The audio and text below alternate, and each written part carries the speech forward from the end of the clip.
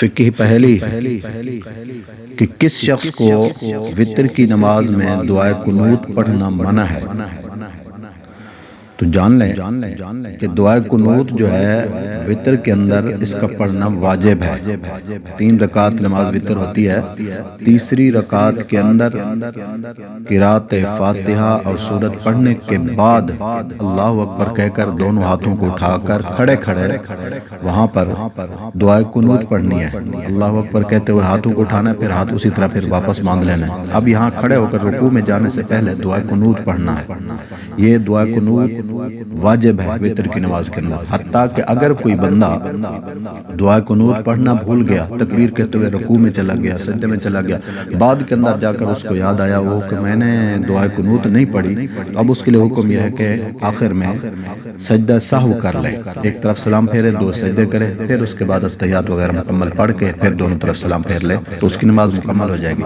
لیکن اگر اس نے ایسا بھی نہیں کیا، دعائے قنوت بھی نہیں پڑھی، سجدہ سہو بھی نہیں کیا ہے، تو اب اس شخص نے واجب کو ترک کیا ہے، واجب کو چھوڑا ہے، تو واجب اگر رہ جائے تو وہ نماز واجب الاعادہ ہوتی ہے، یعنی اس کو دوبارہ پڑھنا ہوتا ہے۔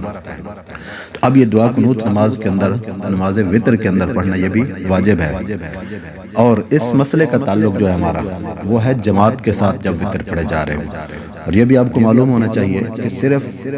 وتر کی نماز جو ہے رمضان کے اندر جماعت کے ساتھ پڑھی جاتی ہے، رمضان کے علاوہ باجماعت پڑھنا جائز نہیں ہے۔ رمضان المبارک کے اندر باجماعت پڑھی جاتی ہے اور اس کے علاوہ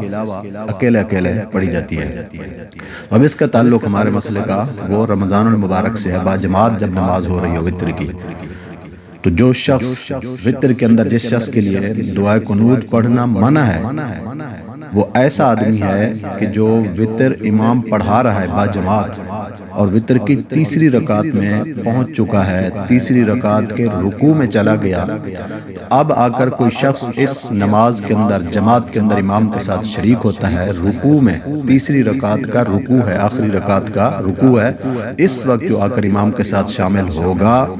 اس شخص پر بعد کے اندر جو اپنی نماز مکمل کرے گا دعائے قنوت پڑھنی منع ہے، وہ بعد میں دعائے قنوت نہیں پڑھے گا۔